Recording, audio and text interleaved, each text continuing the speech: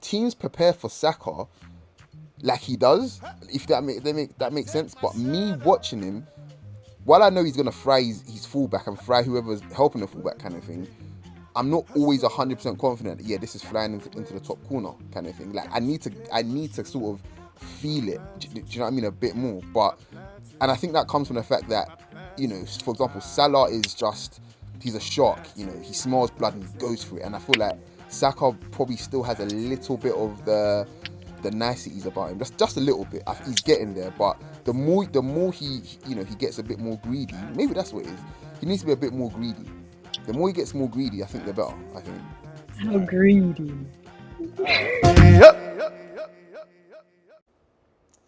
Ladies and gentlemen, welcome back to the Shirtless Plantain Show, the Arsenal edition. This is your host, Dean, and I am here today with Gabby. What's going on, Gabby? May 25th can't come soon enough.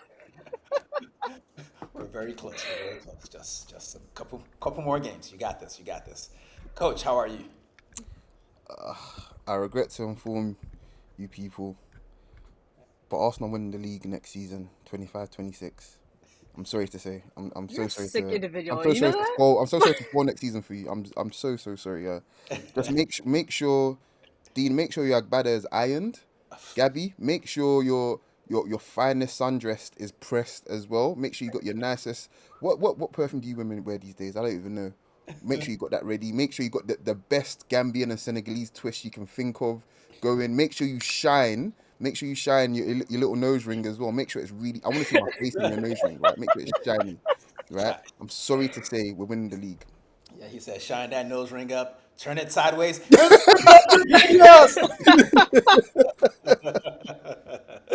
in any event, I'm glad everyone's in a good mood because we're here to talk about Liverpool 2, Arsenal 2. Arsenal went to Anfield, went 2 goals down, Hmm. and somehow managed to leave there with a result. Without context, that's a good thing.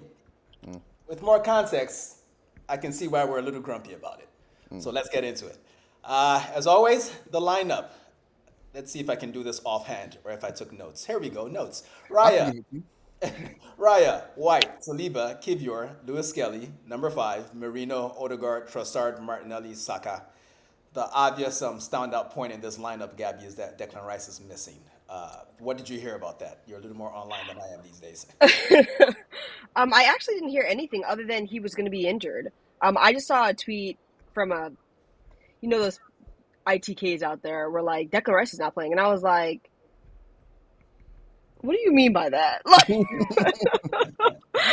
Um, man, I literally, I read that tweet and I said, let's hope this ITK is wrong. Because I took a deep breath and I said, I just want to be free. Yeah, I just want to be free. it was looking And then like I seen White, and I was like, I'm not upset about the Timber one. Mm, He needs a little bit of rest.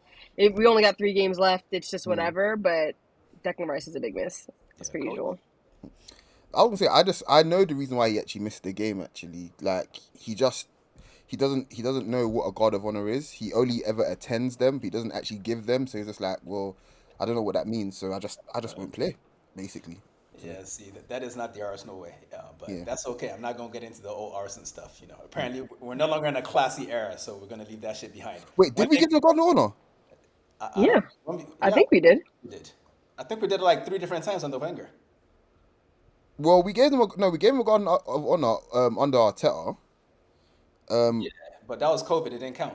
yeah, but I don't know if we did one today. I legit don't even know, to be Yeah, I fair. didn't. I did. Yeah, we did. I think we did. I didn't watch it because Yeah, I didn't turn that game on until it was on. But yeah. yeah, Pretty much Arteta just said he would, so I'm gonna assume that they did. that they did it.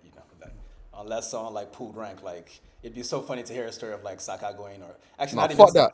Someone like Ethan going like, nah, fuck that. We're not doing that. It's we are We not are doing not that. on that rat Bernardo Silva type of shit. Relax, relax. Oh man. So let's get into the game a little bit more, folks.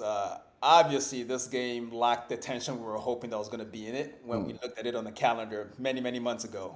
We were hoping that at this point, even after Saka got injured, maybe even after Havertz got injured, we were hoping that we'd be close enough to make this game mean something. But unfortunately, the league's been wrapped up for a while. mm, Liverpool did that. Congratulations to them. mhm. But coach, why was this game important to you?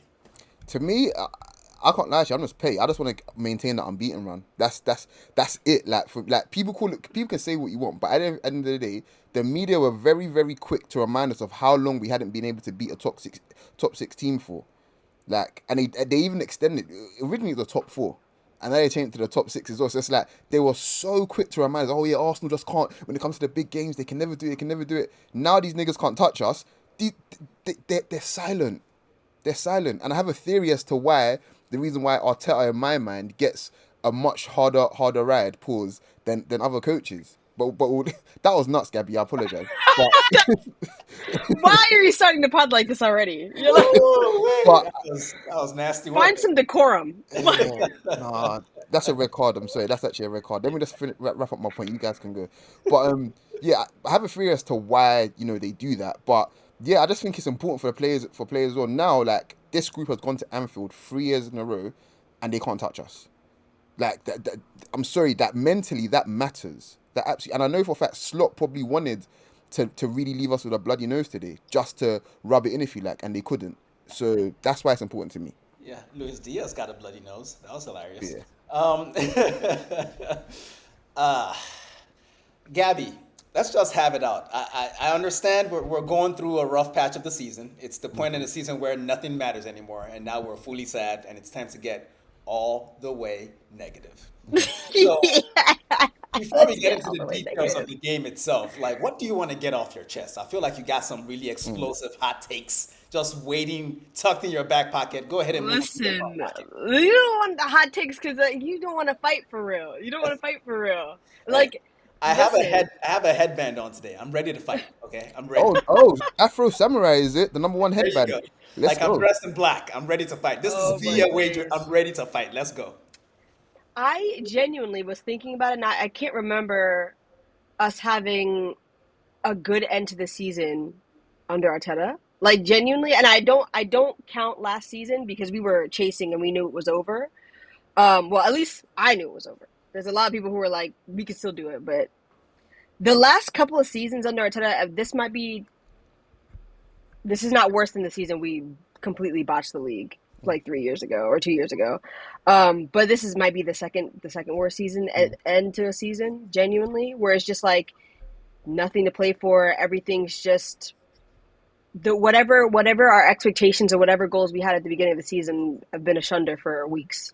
We had one game that was all of our hopes for dreams were on, and we lost on Wednesday, Tuesday. Can't remember when we played. And it's just been over. It's just been over. We're just like waiting for the season to end. All right. And So I'm ready. let me ask you some rhetorical questions real quick. When does the season end exactly? May 25th. Okay, May you've said 25th. that many a time. When did Arsenal's season fully end in all competitions, to your mind? In all competitions, Yes. it ended like in February, genuinely. Not in the Champions League because technically we beat Real Madrid, we got to the semifinals. But at the beginning of the You're just season, glossing wait, wait, over wait, that. wait, You're, wait. you're just At the glossing over beginning that. of I'm the sorry. season, I made my expectations clear about what I thought we were going to do in the Champions League. I thought we were going to get to the quarterfinals, hopefully the semifinals, which is we met that expectations.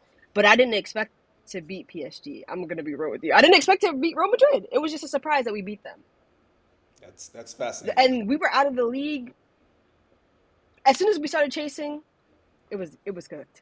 And we were out of the Karabuki and the FA Cup December/January. Okay, so here's the next question. Coach, I'm coming to you in a minute here. That's fine. Yeah. So what should we do about that? Now that this has happened, what should happen in response to that?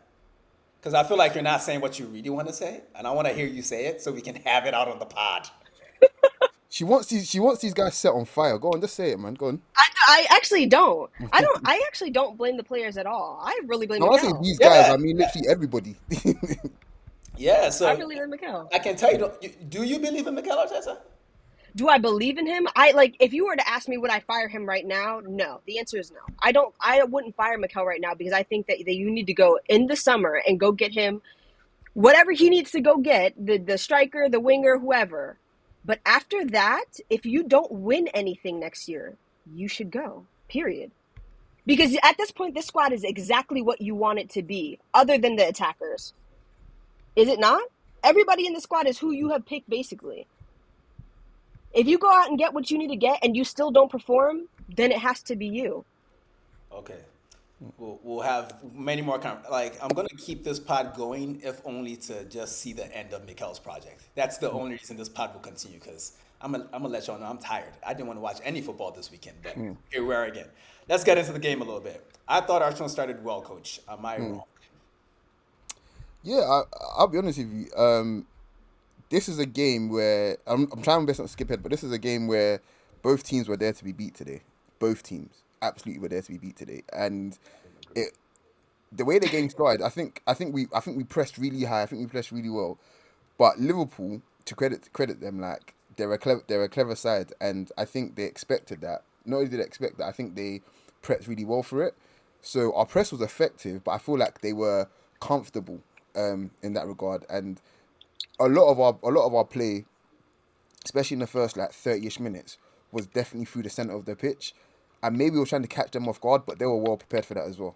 They were really well prepared. Like there was no real space there through the middle of the pitch for us, and it kind of just annoyed me that we weren't testing out their fullbacks. Like why wasn't Saka getting fed the ball over and over again to try and fry what remains of Andy Robertson's carcass? Do you know what I mean? So yeah, that's the opening exchange. I think I was quite happy with, but then again, we were there to be beat. The gap there was gaping holes like in the counter for us, like so many. Yeah, Yeah, when you're missing Declan Rice's legs, odds are yeah. there will be gaps there. Which we'll get onto. Which we'll get onto. So yeah. Definitely, definitely, definitely. But the first notable moment for me in the game was Bukayo Saka from Odegaard's free kick. I forget who got tripped up in Liverpool's half. Odegaard put in a lovely free kick. Liverpool played the offside trap, got most of the first phase of guys, but didn't see Saka coming in from deep. And Saka essentially has a one-on-one there. He puts it wide. And I know he's our golden child, Gabby, but I've been fairly harsh on his finishing. On a scale of 1 to 10, how much improvement does he need in that department? Oh, um, are we doing just on Saka alone or Yes, compared to the other Saka, forwards not in the our whole line? team. I know how you feel about the whole team, but especially Saka, 'cause I feel like I mean, again, he's our favorite child in the team. It just is, and I think that can somewhat limit criticism of him. Like he's been back from injury for long enough. Let's talk honestly about what we've seen, or at least what we saw today. Like it reminds me, put it this way: when that happened, what it triggered for me was the memory of the PSG game. When he blazed over in front of an open net, it's like, listen, man, I don't really care what kind of player you are. I don't care what kind of skills you got, where your weaknesses are. That's the kind of thing that should be finished, you know. So for me, I'm like, he's showing me that between that and his heading, he has some work to do. I don't know. Maybe I'm being harsh here. Tell me if I am. I don't think you're being harsh. I mean, to be fair, it didn't remind me of the PSG game because I did not watch that game. I knew it was going to happen, so I did not put myself through it. But the way that he missed that goal, I was just I hate when I feel like I'm more surprised when we score than when we miss. That's how I felt when he missed that chance. I was like, all right, like I'm not surprised, and I wish I was more surprised. I wish I'm more like, how did he miss that? Like, there's just no way. And this season has been just that, just not surprised by any of the things that I'm seeing in front of the net. And I always feel like Saka is more of a creator than he is a goal scorer, and I feel like that's been one of our criticisms of him. And there's not a lot, to be fair. There's not a lot of criticism that I have for Saka in general, but at least the way that I feel like he should be progressing, I feel like every season he's added something to his game, just like I say about Declan Rice or someone else. His finishing has not been up to par.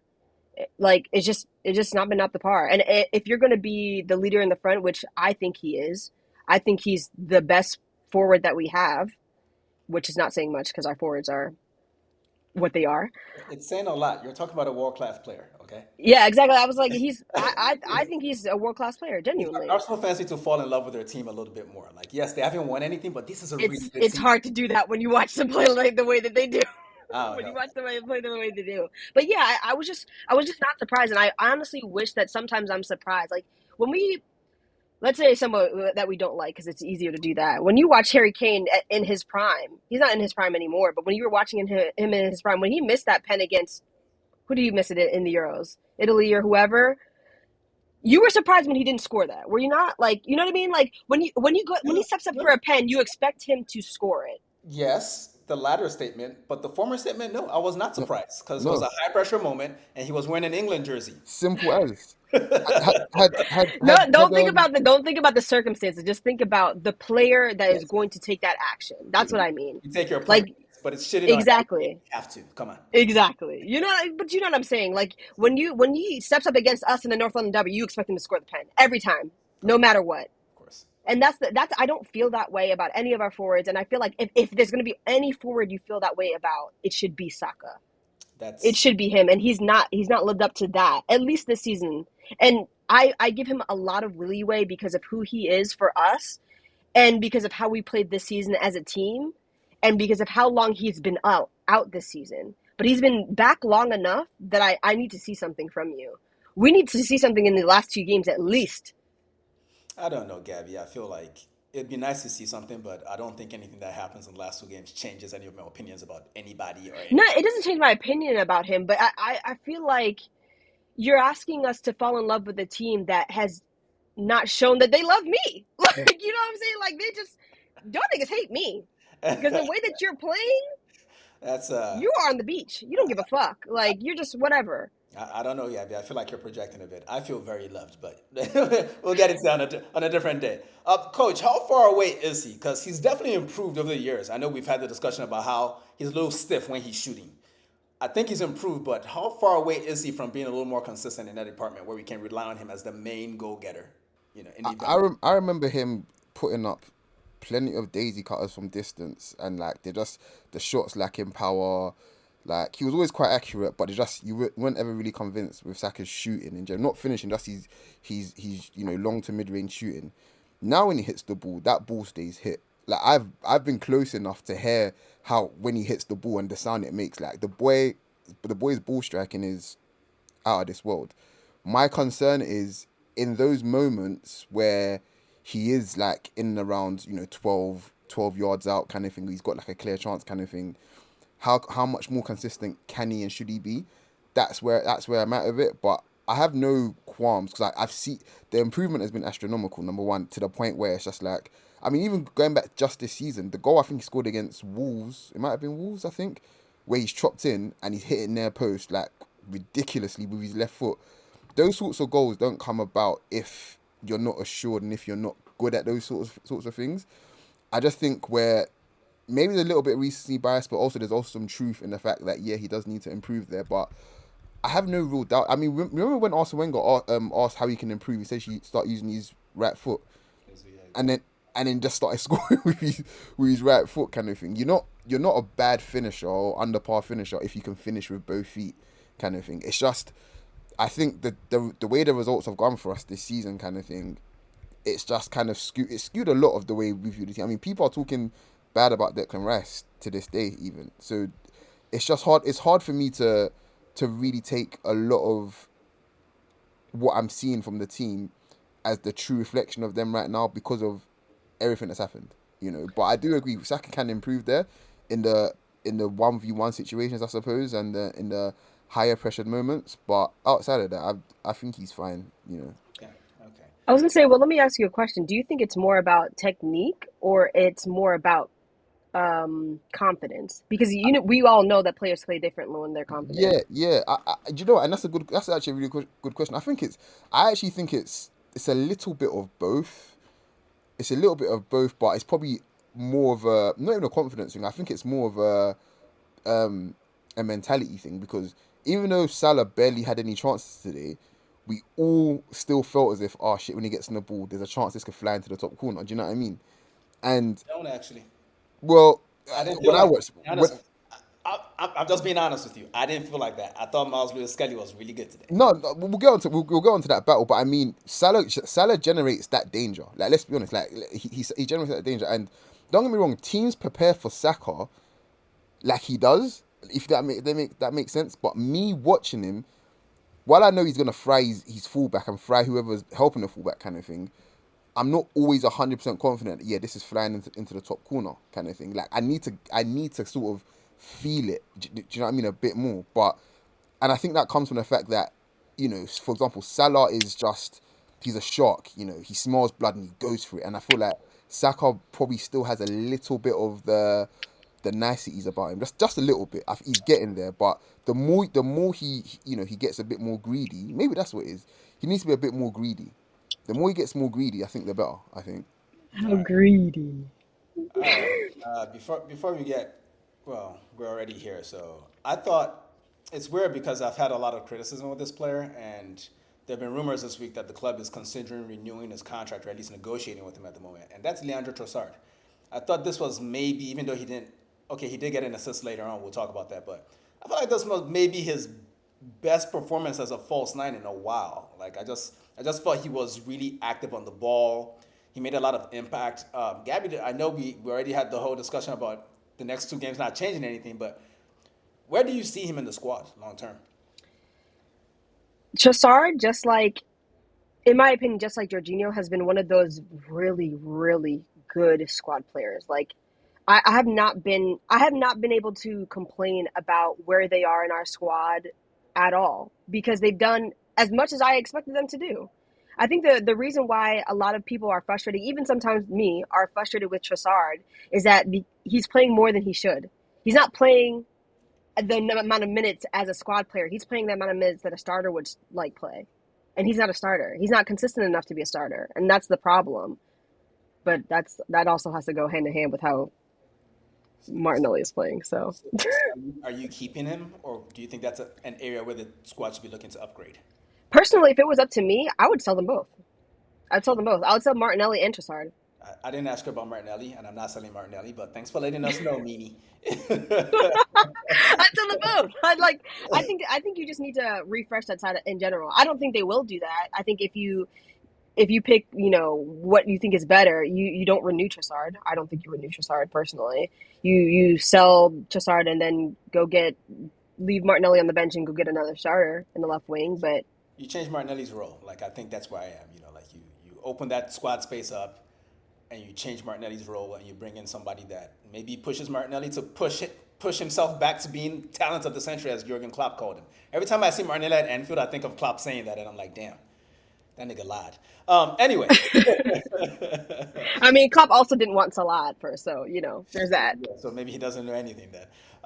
Coach David Raya, I think this is a good point to sort of judge his season as a whole, because in that 15 minutes that I thought Arsenal started really well, there was a moment where Luis Diaz had basically a sitter, and Raya made an excellent save, yet another one in the long line of saves he's made this season.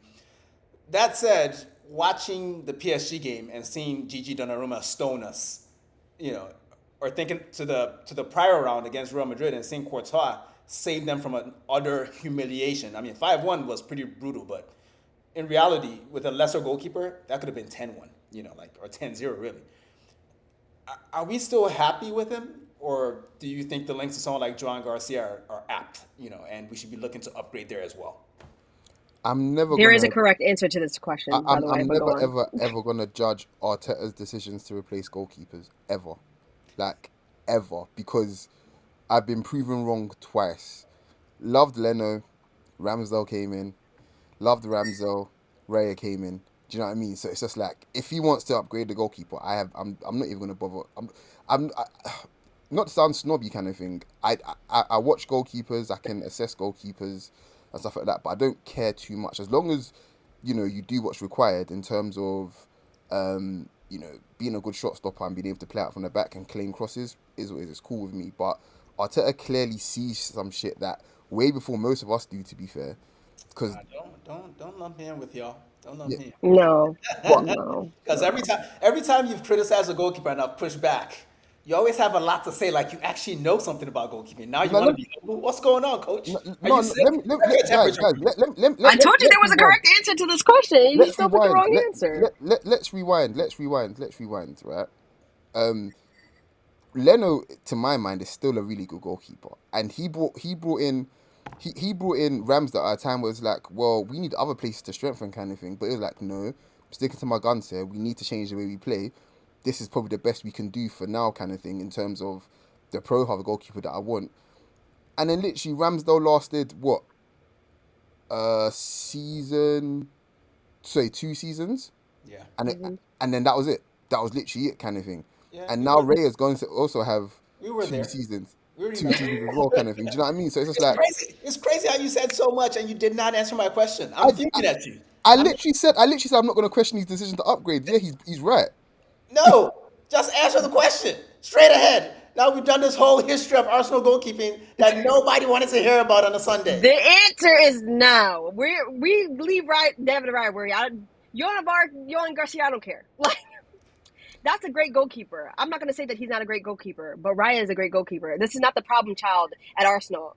Ramsdale was a problem child at Arsenal. Okay, as much as people love to see him, that game against Southampton had my head on Pluto, That and was I the will end of never the forget that was it. the end of the season, pretty much. And there was rumors of him being replaced way before that. Like there was, you see what I'm saying? Like, and we were all confused, thinking, "What the hell are we doing here?" Yeah, Was it? but look at how that you bringing that up. Look at how the difference, what the contrast is between David Raya and Ramsdale, Of in the course, way that people are talking about them now, as in, oh well, they Arteta wants to upgrade his goalkeeper again, which is fine. He can do whatever he wants.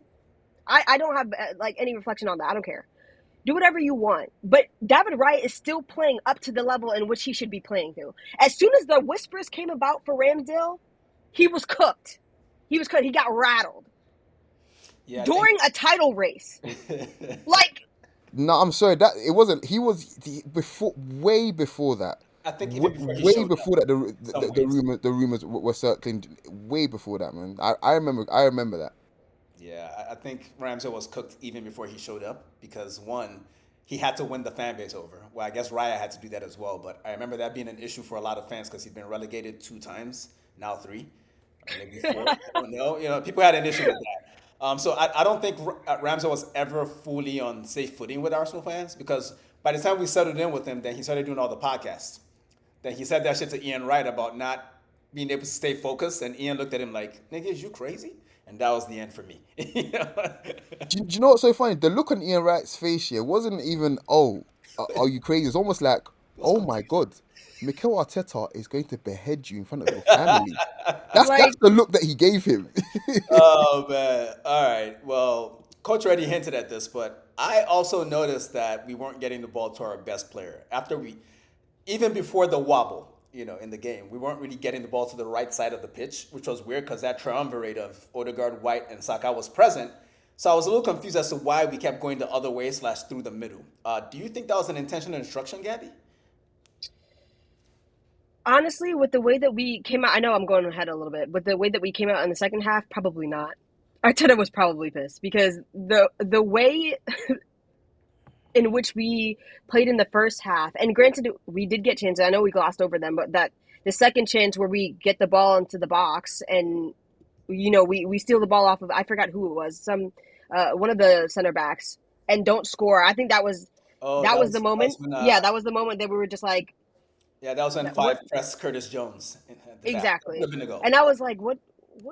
We should have scored twice already. The Saka one, okay, fair enough, but that one reminded me of Spurs at home when we cut the ball at the top of our box. Odegaard and Jesus doing nonsense, and we don't score. And I just knew they were going to score after that. And I was like, we're not even doing the game plan in which we always do, which is get the ball up the pitch to Saka. Like Right. we're getting the ball on the other side to Martinelli, and the play was dying a little bit too much. And I was just like, Yeah. are we seeing, like, are they seeing something I don't see? Like, is the passing lanes not open? Like, what's going on? Right, right. And maybe that's a sign of the lethargy that this team kind of showed at various points in the game, because again, they're only human. There's really nothing to play for. I can see people just shrugging. That said, before we get to the actual wobble, coach, I felt like Liverpool really came out with a very physical approach in this game. There was a moment where they showed Pandit on Odegaard and his shirt was ripped down the middle. He didn't do that to himself. There was a moment when Andy Robertson basically clotheslined Saka and the ref kind of just let it go. There was a moment where Van Dijk fouled Odegaard. Anthony Taylor goes to whistle, then just suddenly decides not to whistle, and the play just goes Liverpool's way, and he just lets it go. Like, it was really strange. Do you think that was like intentional from them, or is this part of their general approach to the game? Because I haven't watched Liverpool in a couple of weeks here. I don't remember what they play like. Ibrahim Konate plays for Liverpool, so their approach is physical every week, guys. Like that's that. It It is what it wasn't is. even him, bro. That's the worst part. It wasn't He, even him today. yeah, well, he's infected them all with his WWE and MMA bullshit. But yeah, no, I mean the way to. I mean, I even noticed. I think um in the second half as well, like we lost like two consecutive duels in midfield. Like when does an Arsenal team ever lose two consecutive duels in midfield? Do you know what I mean? Declan Rice isn't playing. Well, there we go. But it just feels felt as if like they recognized there was an opportunity to exploit today, and they went for it. Like it's nothing wrong with that. I think pretty much they weren't as bad as Bournemouth or how as bad as Newcastle can be. So I don't feel like they towed the line as much, apart from maybe Robertson a few times. But yeah, I think it's definitely something they lean into for sure. And credit to them. Like football's all about finding where the weaknesses are and going full tour at them. Well said, coach. There was a moment where Liverpool had a 4-on-3 break, and Saliba cleaned it up. He basically just took the ball off Gakpo, real calm, just put the fries in the bag, bro. Gabby, is that an indication that we have our big Colossus back, or do you still think he's a little shaky and we're just gonna have to wait for the best version of him next season?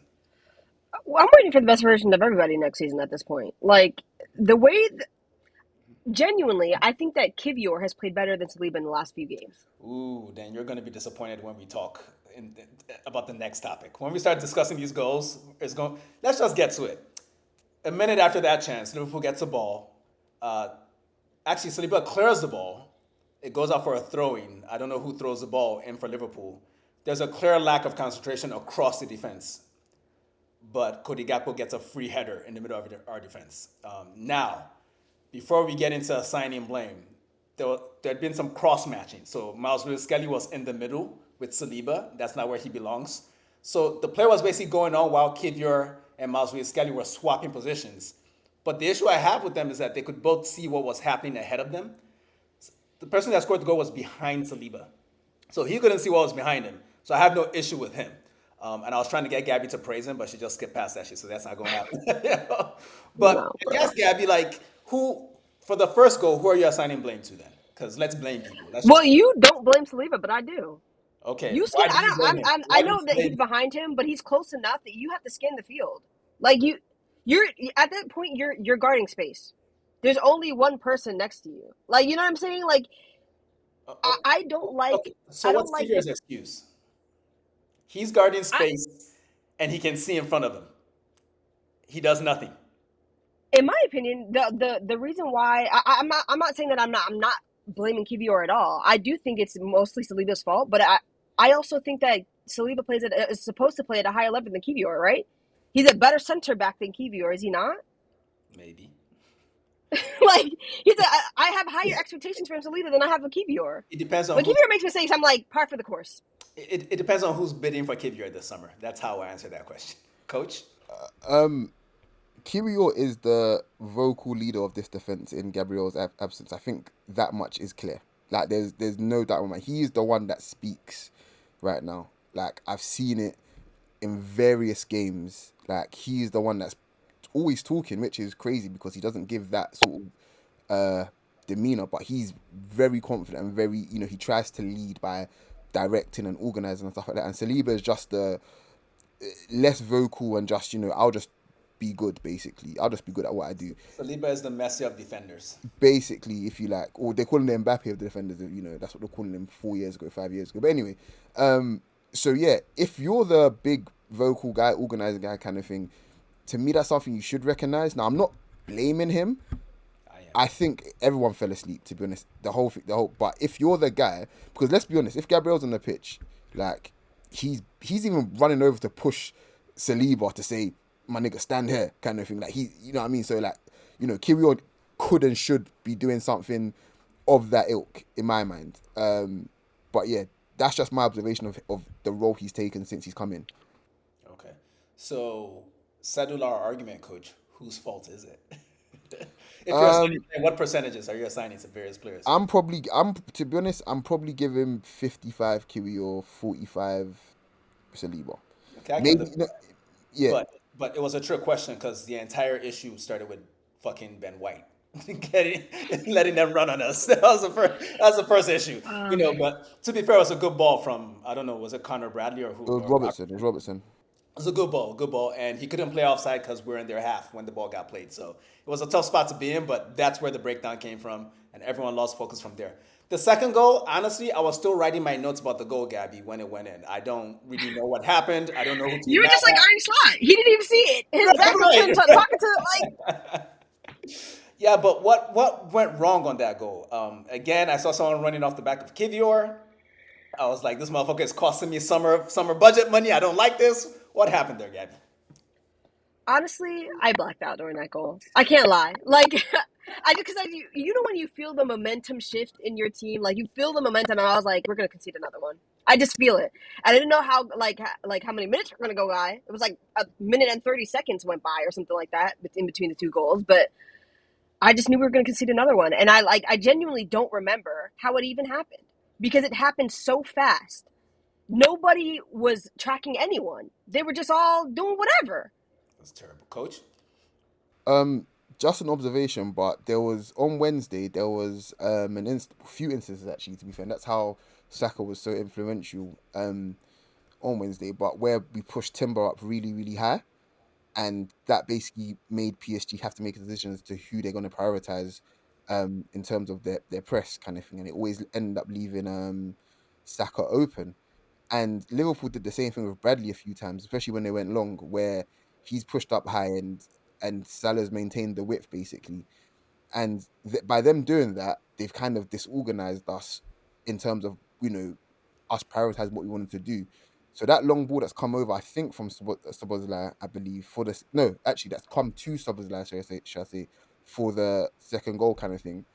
That's him essentially replacing Conor Bradley with that sort of run, and now we're just like we're all over the place. It's a really good tactic to be fair, and to me, it speaks more to the fact that Arsenal usually aren't that open, but you know, we're really trying to keep our shit together between now and the end of the season. And when things are falling apart the way that they are for us, kind of thing, those sorts of goals can happen, especially so quickly after you conceded one. Because usually, since when do Arsenal concede goal? They concede a goal straight afterwards. Do you know what I mean? It's really just a function of Liverpool being good and recognizing weaknesses, but also Arsenal just being a mess. To be honest. Yeah. Yeah, I agree. I Did mean, you I just watched it back just now while you were talking, and I still blame Saliba. So there's for that. this the I still second blame goal or Saliba. the first goal? Which goal? Yeah, the second goal. The The second second goal, goal. because he looks up to see his man is next to him, and then lets him run past him, and then tries to catch up, and he's already too far ahead and taps it in. So yeah, Yeah, the first one is the one I definitely don't blame him for, but the second one, I just don't recall. It was crazy. It was very I uncharacteristic. just It was very recall. uncharacteristic of the team. It didn't look like Arsenal at all. Especially Tuan. Did you have a sense in that moment that the infamous Liverpool washing machine was about to like clean us up? Because I was terrified. yeah, you turned your TV off apparently, or allegedly.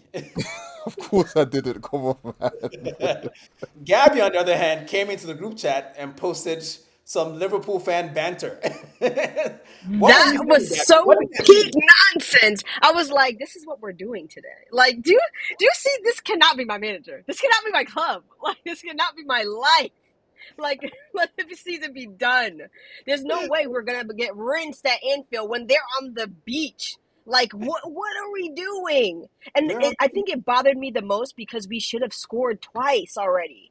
We should have scored twice, and Well, then you what? concede back to back in like a minute. Like, Gabby, why does it bother you so much when it's happened so often? You should be used to it by now. I don't understand you. Why are you so mad all the time?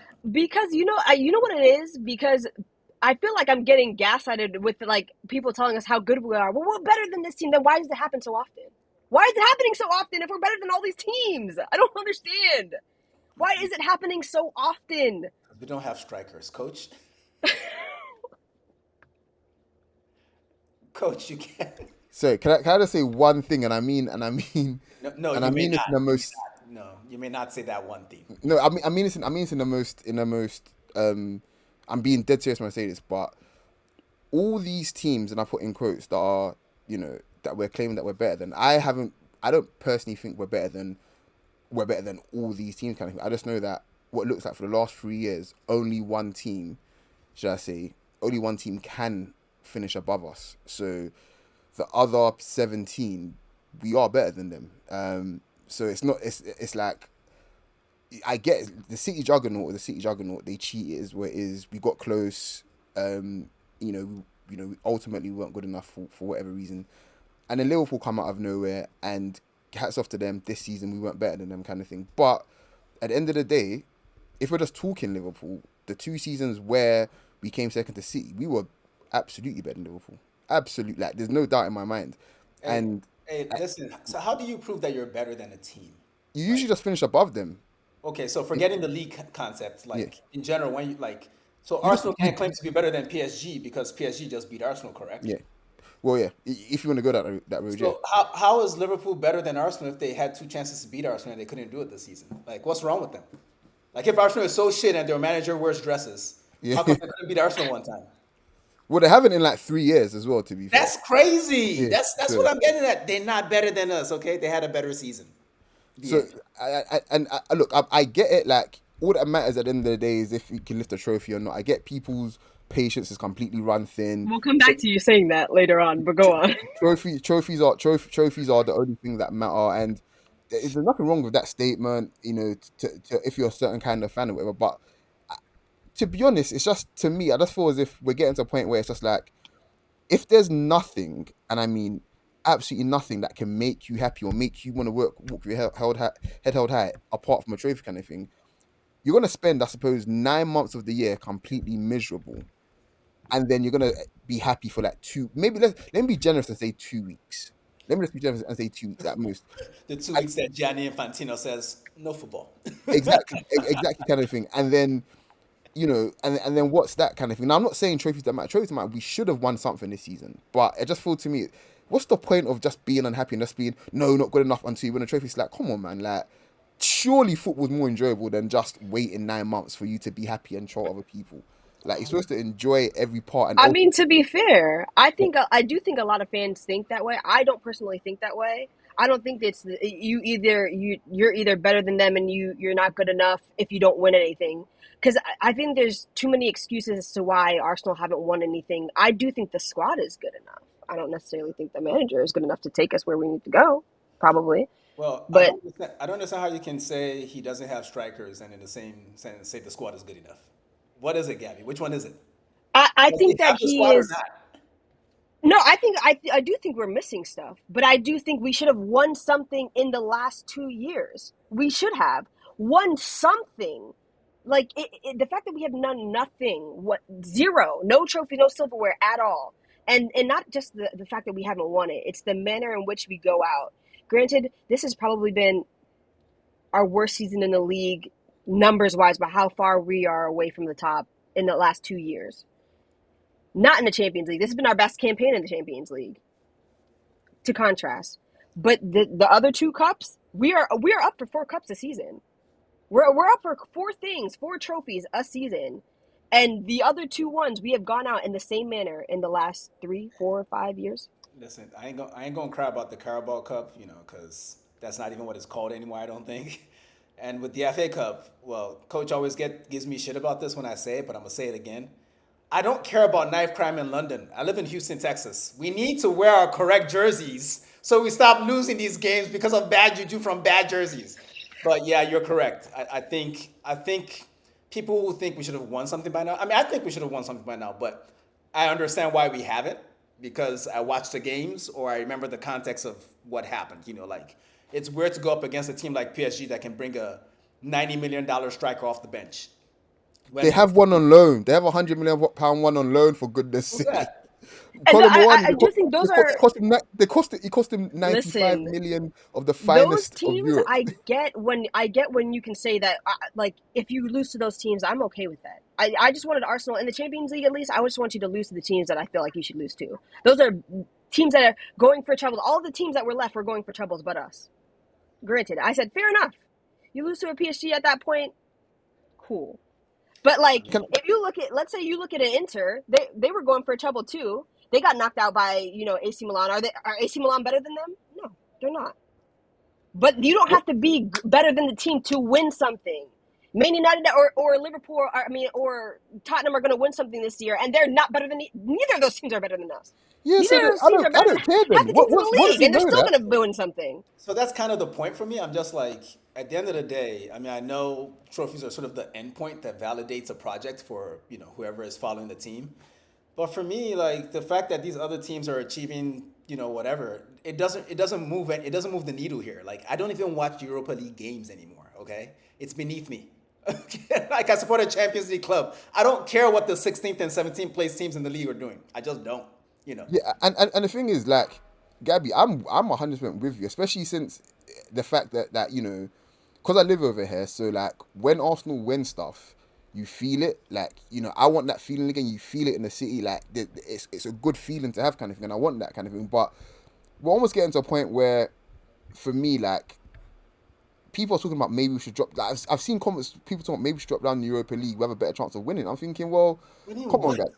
Like, no, seriously, We seriously, didn't even win it when we were in it, so I'm not trying to hear that I shit. don't even. But I don't even want that. Like, But why would you want that? this is what I'm Just to saying. win something. It's like You're not trophy Spurs. at any it's like trophy at any cost. It's just like like Arsenal winning trophies at the end of the season for me is just at this point now, at the stage we are in the project, it's a priority. It should be the number one priority. I think we've earned enough sort of credit in the bank with the signings made, with the squad, with with the progress we've made on the pitch, just the way we play as well, kind of thing. There's enough there for us to end the season with one domestic trophy to go along with a league title, or a deep run in the Champions League. That there's no doubt in my mind, kind of thing.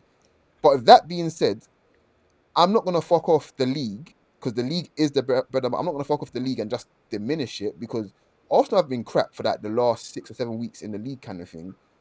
But there's teams that are behind us, kind of thing. City went and spent 200 million in the January transfer window just to find themselves still behind us in the league, despite us fucking around for the last 6 7 weeks. Do you know what I mean? Just And just to draw with Southampton and y- start bitching about the fact that Southampton played defensively. yeah, and Oh, again, Ruben Diaz, man. yeah, he's a bitch ass, man. But again, I just want to be clear. Like, the trophies for me matter the most at this point in the project, because I think we've earned the right to expect them. Like, we genuinely do. Like, I think we should expect trophies now. I think there's enough there. And coming in the summer, I expect a big summer as well. We should expect trophies. But this whole narrative that Arteta's on thin ice and he's done this, he's done that kind of thing. Of the last 3 years, Arsenal are technically on schedule now. Now we haven't won the league this year. We're on schedule, if that makes sense. Right. Like, We were ahead of 20, schedule in yeah, 22. 22, 23 put us ahead of schedule, basically, because we didn't expect a challenge like that. I expect a top four pretty comfortably. I didn't expect us to, yeah, like, I really didn't expect us to challenge for the league, kind of thing. So now us not winning this league title this year, for me, I think we're technically back on schedule. Would have been nice to win it Why last didn't we? year. Why did we skip over last year then? Well, this was saying last year. No, I'm saying last year we could have won it. We could have won it, kind of thing, and we were very close to. Remember, like, it was literally second half of the season we went 16-1-1 and won 8 games in a row. I think 8 games in a row twice in that period. I think, or 8 and then 7 games in a row, something like that. So we were there. But now this season for me is the first year where I've looked at Arteta and think we should have left with the league title. Maybe we should have left with the domestic cup. But absolutely, I think we should have left with the league title. But that doesn't mean that it's diminished in my eyes. I just think that there's just pressure now next season where it's like, yeah, we should be winning the league next season. I think. And to answer Gabby's question about why we skipped last year, I'm just going off what the manager said when he came to the club. He talked about a 5-phase project, and at various points, he's given us updates on where we are in the process. And I think next year is where we're definitely like we have to win something, or because we're a consistent competitor now. Well, you said or. So what's the or? We have to win something, or yeah, and then the questions start like, okay, is this the right guy to get us to the promised land and all that. So I'm still willing to be patient, but next season it's all pressure, like Coach said, it's all pressure I from agree. day I one agree. to, Which is to why May I of said next I'm year. not Arteta out. I just think the questions for me has already started. I know there's a lot of people who say like questions are for next season, but I said if you go out in the summer transfer window and get him what he asked for, because clearly he's been saying that he's not getting what he wants.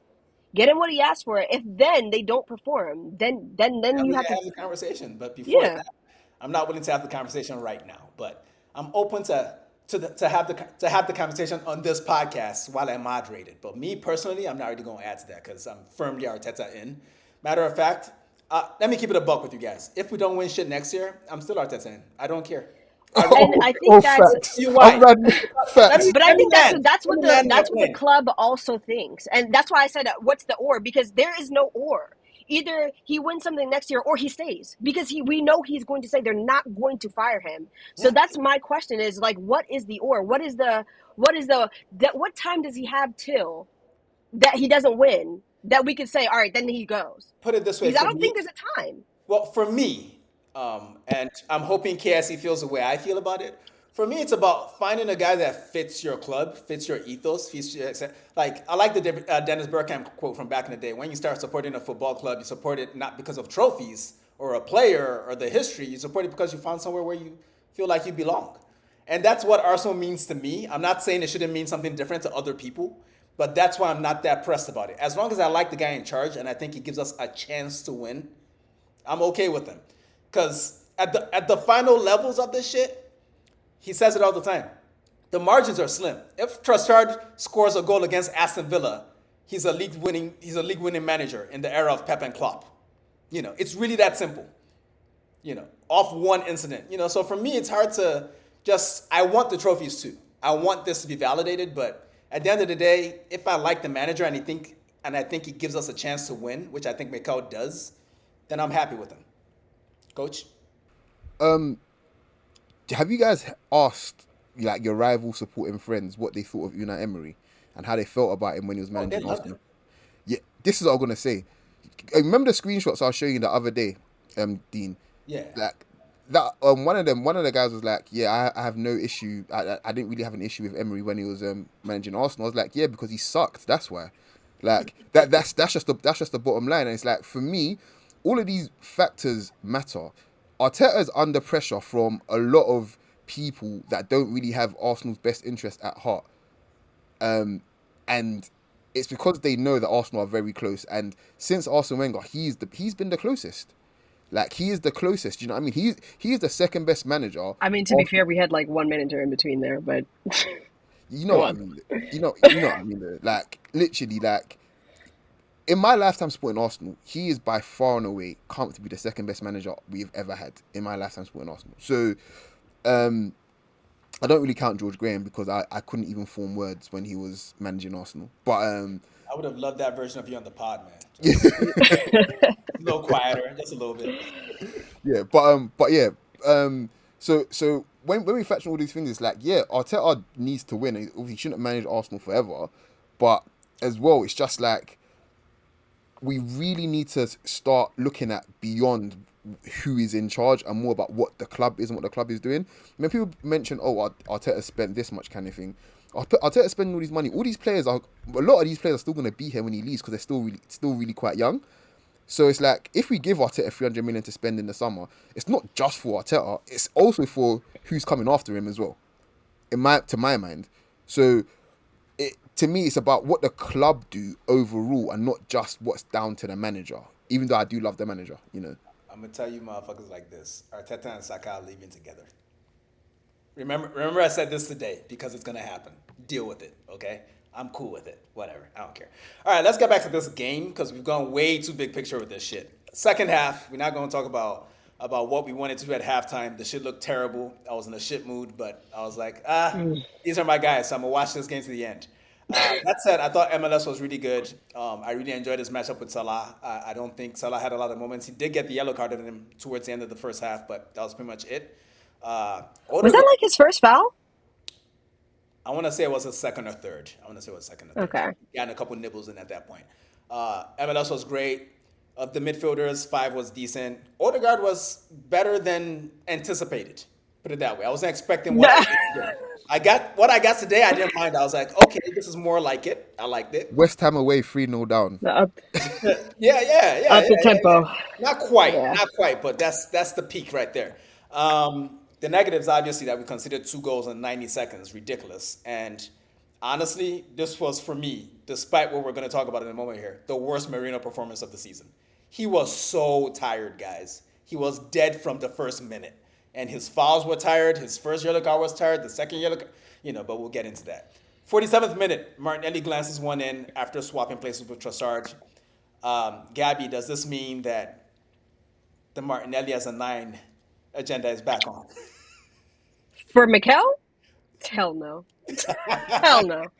Like people keep saying, well, I saw somebody say like if anybody's been paying attention for the last few years, you would have known that Martinelli is a center forward. I don't know why it's a surprise. And I was like, I don't think it's a surprise. I just don't think that Mikel is want him there.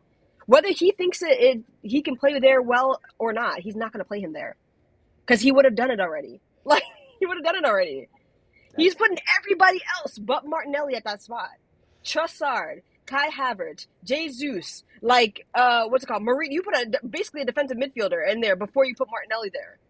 He's not gonna play there, bro. Coach, do you think that's a function of the squad composition or how the coach views the player? Which one is the bigger factor to you there? I think it's probably the squad composition, but the squad composition comes from how he views players, if that makes sense. So yes, the answer is squad composition, I think. But he likes his big, strong centre forwards. When we had Alba and Lacazette, the reason why he shifted Lacazette, Alba wide and Lacazette in the middle, because he's stronger than Aubameyang kind of thing, and he plays back to goal better. It's a He's clear, putting that booty into people. basically, it's a clear sort of. Should we pause that? No, Listen, it's technically what happened, yeah, though. because All she's right, It's we'll let it technically ride. We'll let it ride. yeah, we'll let it go. But yeah, I think it's a clear sort of, well, Martinelli can't play with his back to goal, so and this is how I want my forwards to play. Um, so yeah, I think it's a combination of both. Yeah, I still harbor the hope. I don't know if it will happen at Arsenal, but I want to watch a season of Martinelli as a center forward somewhere. Even if it's back at Ituano in Brazil, I'll watch that shit. Someone let me know when it happens. Oh man, before Martinelli scored, Marino almost got a goal that Odegaard accidentally blocked. That was a weird moment, but the goal came right after, so we didn't have to worry about it too much. Moving on to the 65th minute, Saliba had a header from a corner that Konate somehow blocked off the line. That was an insane clearance. I just wanted to give him a shout out for that because every time I talk about Konate on this podcast, it's to basically racially abuse him. So I want to give him props. Saliba may have been offside anyway, but it was just an amazing clearance. I haven't It was seen Saka. It was Saka they called for offside, but I don't think he was. I really don't think Saka I don't was. think he was either. So they would have looked at it, and if it had gone in, that might have been a goal. That would have been cool. Because I thought it was Saliba that was offside, so that's good to know. Counts for nothing, though. This is really not our business, but Gabby, I haven't heard your take on this. Trent came on in the 69th minute, and it was a mixed reception from his own fan base. Some boos, some cheers. Where are you on this one? I So, know no Liverpool fans are. Do you want to go first, Coach? no, I just want to say it wasn't mixed, Dean. Like Gabby right, but it wasn't mixed. They booed the shit out of this guy. Like I even don't. Carragher had to acknowledge that this was actually went They too did. far. It was loud. At least on the broadcast, and you know I don't like listening to Lee Dixon and whoever the fuck we talking. But I I'm not a Liverpool fan, obviously, and I don't expect any Liverpool fans to be listening to this pod. But genuinely, you guys should be ashamed of yourself. Like that was egregious. This is a man. No, let's just call him a boy. This is the boy who came from your academy, your own academy, and has been one of your most creative players in the time that he has been there and has helped you lift more than 3 trophies, but 3 big trophies, 2 league titles, and a Champions League. To Can we get a leave flex you bomb, and please? go away from the country that he lives in, that he's been born in, that he's played in his whole career, to go to Spain so he doesn't have to play against you in the league. You're not even going to a league rival. That's not even a Chelsea, a Arsenal, a Manchester City. Not even going to any of those players, no, any of those clubs. To leave and go to another country, and is leaving you with the league title this season, and you are booing him in the manner that you are booing him. It's so egregious. While you sing "We'll Never Lock Alone," go fuck yourself, bro. If I was him, I would have took the ball and kicked it into my own net. I'm so Gabby serious. A. We need Smith all the in the flex bombs. building. Come on, coach. What you We talking need about? all the flex bombs, all of that, Gab. Ooh, That's crazy.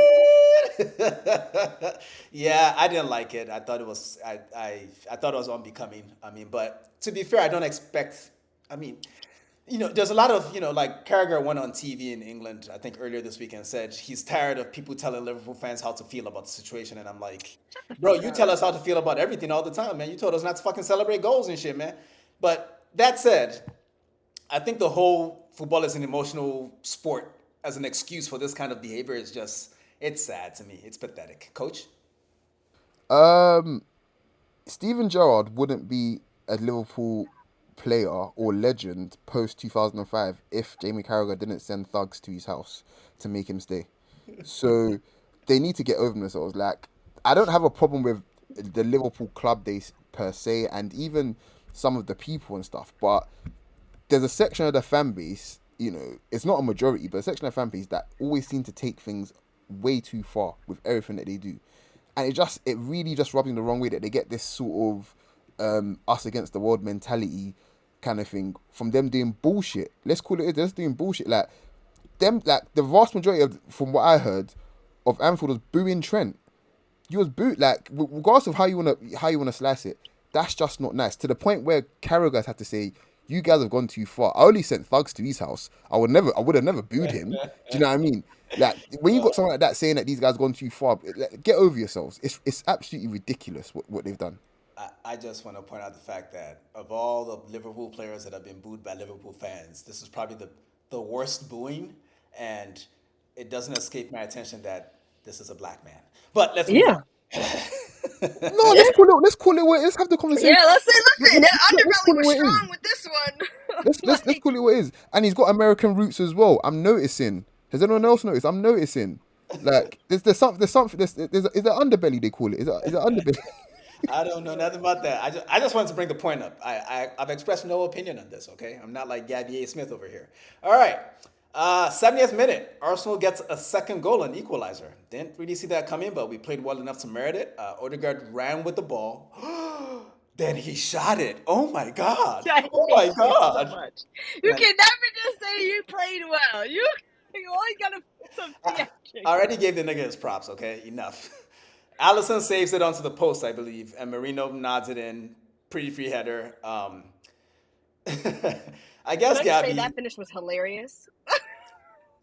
Yes, I left the voice note in the chat, and it was just me chuckling because I really had nothing to say. Because really, Odegaard, shout out to him for the prelude to the goal. Again, it's what we wanted to see more from him this season. But between the injury and fatigue and form, we haven't seen a lot of it. Hopefully, see more of it in the future. But on Marino, I've already said that I think this was maybe his worst game for the club so far.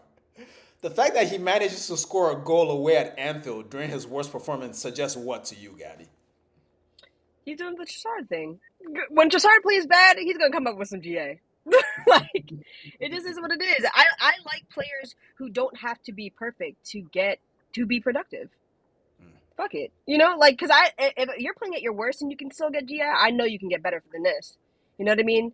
I think it's much more frustrating for me to see players, and granted, this hasn't been scattered throughout our time with Arteta. It's more a Arsene Wenger thing, but players playing at the height of their powers and not getting anything. That's the most frustrating thing. You're killing yourself trying to get that one goal, and it's not going in, and you're like, it's not your day, but it's not your day every time. I'm okay with this. I didn't give a damn. I just thought it was funny the way he finished the ball. Like, he didn't go with his foot. He said, "No, I'm gonna dive for that ball because I'm making sure it's going into the net. God forbid I kick it over some bullshit." Fair enough. Fair enough. A diving header is proper football heritage. Like when you can actually take it normally, but you choose to dive instead, that's because you know ball. You know ball. That's Oliver Bierhoff heritage. What a man! What a shout out! Shout out Oliver Bierhoff, man. Good headers, good headers. But back to the evil Marino. In the 80th minute, 10 minutes after his goal, he got a red after he made a mistake in build-up, lost the ball, lunged once, lunged twice, gave a free kick away. Almost gave Trent a moment, but the red card was deserved. Correct? I agree. I think it was. I actually think this is our most deserved this whole season. Yeah, this is what I was gonna say. The fact that nobody's talking about the red card lets you know exactly what kind of bullshit we've been through. Because we're just like, do you know what? You can have that. Like, seriously, like, it was just like, it's whatever. Like, that one, I'm not even gonna bother arguing because I've been told that, kicking a ball away 0.75 seconds after the whistle's gone is a justified second yellow. Like, so this one, yeah, he's lifted him 6 feet in the Fair air. enough. Yeah, get him off the pitch. He's an animal. He's dangerous. You know what I mean? Like, You know what? When it happened, I thought to myself, David Coote, fair enough. Yeah, you won this time. Fair enough. You won. Real. But I think that it wasn't concerning, but it was just like, you look at the difference. Can we talk about Declan Rice, by the way? He didn't play, but a little bit, sure. Yeah, like you look at the difference in our physicality and also the way for example, we wanted to build up kind of thing. Declan Rice wouldn't be receiving the ball there, not because he's not capable, but he can do a lot more damage getting the ball a little bit higher up and just running past Gravenberch and McAllister, who was on at that point. They're physical mismatch for him kind of thing. And it's just there's different people really underestimate the different players make in the same position, like to the way that we want to end up playing. Like Declan Rice would never receive the ball there on the right hand side of the pitch, that close to his goal. Like when does that ever happen in our build up? Like, do you know what I mean? Unless he's playing as the six himself. So Marino doing that is a function of him obviously being asked to do slightly different things to different Declan Rice, which to me is a suboptimal Arsenal. So yeah, he's there. He's there for that reason to, I suppose, make sure that Declan Rice is in tip-top shape most of the season by taking rotational minutes off him. Still love the player Marino, but I'm beginning to warm more to the fact that people talking about we should sell him after one season. I'm not saying that we should, but I'm not being. Huh? Who are Yeah, these people are people? saying that. Who are these people? Who are I'm you? telling And you. why are you giving them light on this podcast? I'm just saying. I'm just saying. I'm just saying that why I don't particularly agree, kind of thing. Like, I look at stuff like that and the chasm between Rice and Marino in midfield. Like, we don't need to see Marino for another season in midfield to know that Declan Rice is just much better than him. Do you know what I mean? Like, I'm not saying that we should, but That was true there's before he showed up. pardon, say. That was before he showed up. Exactly. Do you know what I mean? Do you know what I mean? I'm not saying that we should, kind of thing, but people saying, I'm thinking we're gonna need to upgrade on him eventually. I wouldn't do it this summer personally. He's a squad player. Yeah, yeah, Like he's not a priority to talk about from a transfer standpoint. He's yeah. a Of squad course. player. Like we'll get our money's worth out of him, and we'll either look to renew him if that's what's appropriate at the time, or we'll send him back to San Sebastian and he'll keep being handsome. It's all good. Yeah. All right. We're a man down. I was pretty comfortable that we'd see it out. With no real justification, given the way the season has gone. I know. See, Gabby just looked down like, "That's you, nigga." To But be fair, you I got thought, more faith than me. but I felt like defensively, like going a man down, sort of would focus Arsenal's, just focus the players. Plus, we'd made some subs, so the tired people like Ben White, and I think Saka had come off. Calafiori came on and played in like 20 different positions. Tierney They came should on as put that well. nigga up top. Sorry, I wanted to see him as striker. Hey man, there was a moment where him and Allison, like Odegaard played a really nice through ball, just a little overcooked. He almost got on the end of it. Allison shepherds it out, and him and Calafiori had this moment. And I'm gonna just say the pause in advance, people. I thought to myself, okay, now kiss.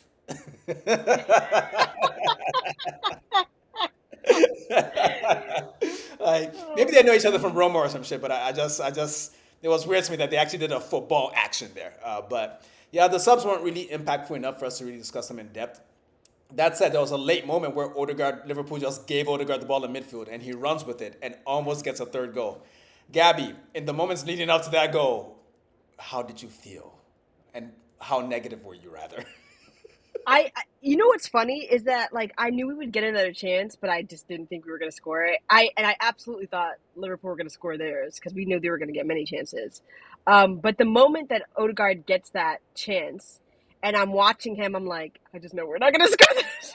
I just know we're not going to score this because I already seen it earlier in the game, like where they make a mistake, they get the ball to us, we have a golden chance to punish them, and we don't punish them. We just never do, and it's just like so frustrating. And I'm granted this is going off into things that for the transfer window, but I'm just like listening to people tell me that Gyökeres will never get space and all this stuff, and I'm like, those are the players who punish teams when they make mistakes.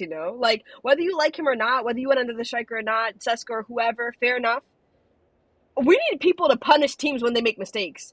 I don't want us to always have to be perfect to beat a team. Like, why is it always that? Sometimes capitalize on the things that they do bad. Like, oh my god, it just irritated me so badly. I think that's actually very valid. That winning when you're not at your best is, not only is a mark of champions, but also it's just very handy. Sometimes you're not at the races and you can just get a win. Um, with that being said, this season I think is just out of all of Mikel Arteta's, if you like, challenging seasons, this is the anomaly. Like, this season is the anomaly. Like, we're gonna finish with a much lower points tally than the previous two seasons, and on top of that as well, there's there is let's call it what it is. There is mitigating circumstances, whether they're enough or not to excuse the drop off in points. There is still mitigating circumstances, and a function of us getting all those points accumulated over the last how many years under Arteta kind of thing is us winning quite a few games while we're not playing well. I just have to point. I haven't said it to you. I just have to point out. Look, we're missing Gabriel, man. Like Gabriel's huge. Sadly. We're missing Gabriel. And like people not gonna want to hear this. We're missing Havertz, and on top of that, we're missing Rice today as well. It's important to just contextualize these things sometimes. If you take those, three players out of somebody else's team, maybe the team that you played today, let's just see how they get on. Is what I want. Is what the point I want to make. We saw how Liverpool got on last season when they had a bunch of injuries. Did they even finish third? Where were they? They finished third on like 67 Third. points or 6. Yeah, so They were, to be fair, they were first though. Yeah. well, now they're first, but back then, but they were Yeah. and they were first at one point in the season. We were never first this season, but for me, I said this weeks ago. Even before the Madrid tie, I said this. For me, this is Mikel Arteta's best coaching job since he's been at the club. And something we often forget when we're evaluating this man is that this is his first head coaching job. He has 5 years of experience, all of them at Arsenal. So there's stuff about him we're learning together. Okay, he's going to develop. We're developing with him. We're going to learn more things about him as time goes on. That said, before the end of the game, Liverpool did have their near chances, or they had their moments. The only chance that actually was a chance was the Robertson chance, which he should have scored to make it 3-2 with almost the last kick of the game. I actually thought he'd scored, to be honest, but he did it, and I was very happy. But Gabby, in your mind, you definitely saw him score. Like, what happened in that universe where he did score? Honestly, I definitely thought he did score. I'm not gonna lie. When they I think my brain wasn't moving as fast as my listening skills, because it was just like, why are they not celebrating? Why are they not celebrating? And then they were like, oh, how could he have missed that? And I'm just like, oh, he missed. Because in my mind's eye, I just seen that bulge and was like, all right. All right. It felt like it was coming. Pause. It felt like it was coming the whole second half. Like, you just knew after that red card, I was like, yeah. And especially at the end. I know we didn't get there, but especially at the end. When I think it was KT who gave away that corner at the very end of the game, the last kick of the game, I said, here we go, about to concede. And technically we did concede. I was right. It just didn't stand because of the foul on Laszlo Skelly, thank God. Because I just knew we were going to concede that. Actually, they didn't really examine this, but I'm pretty sure Robertson was also offside. So if it got to that point of evaluation, now whether they would have given it to us or not, because last week we saw someone give the ball to people's elbow and score a goal, and they were like, not conclusive. Give a go. So you never know with those things. But I was glad to get away with the point. Again, it doesn't mean anything, and it certainly doesn't mean anything to rivals of Arsenal, but I take a lot of pride in the fact that this team, despite everything they've been through this season, and the fact that they're not going to win anything, did not lose to the one team in England that's supposed to be better than them. I take some small pride in that, me personally. That's kind of the guy I am. I'm petty like that. Anything else for this before we get out of here, folks? Coach. Just want to highlight the fact that when Trent came on, it was 2-1, and he played on Marino for the goal, which I just think, a part of me wants to believe, there's a universe that wants to believe that Trent did that on purpose. And that's the universe I'm choosing to live in. Listen, it's what they deserve. Exactly. That said, he got on the ball once or twice in his little cameo, and I still shit myself. Of course. He does this thing where he clears the ball. He does thing where he clears the ball, but it turns out into the best pass you've ever seen in your life. How do you do that? It will be cinema next season when I see them. The football gods will make them play Real Madrid. I will be there. Bro, I will be there. I'm just so happy I don't have to see that fucker at the Arsenal again. Honestly, bro. I think he actually scares me more than KDB, because with KDB, he's closer to the people that mark people on your team. Like, oh, he's next. Trent is always in space. Always. Even when the ball isn't good, the fact that he's hit it at all is a bad day for me. So I would not miss him personally, but I really wish Liverpool fans were being a little more mature about this shit, because he's such a fantastic player. And I think a lot of these people are going to age a little bit and regret that they booed him, because you don't get to watch a player like that very often. I would chop a limb off to have him at Arsenal. He's that good to me, you know. So, in any event, anything else for the before we get out of here? All right. I hope you guys have enjoyed this therapy session as much as we have, because I feel like we talked way more about the larger issues than the actual game itself, which is fair because the season's almost over. It's May. This is true. It means Almost May 25th, it means baby. Gabby can sell her TV in like 2 weeks. I'm so happy for you, Gabby. In any event, thanks for joining us as always. You know the usual: like, share, subscribe, all that stuff. We love you guys, and you guys know what to tell the people. Arsenal fans, the dream is free. Okay, the dream is still free. All right. I don't know what that meant, but peace. Hey folks, this is Deen from the Shirtless Plantain Show. Don't forget to subscribe, comment, and follow us on all our socials. You can see them right beneath our recordings in every video. Thanks again, and see you on the next one.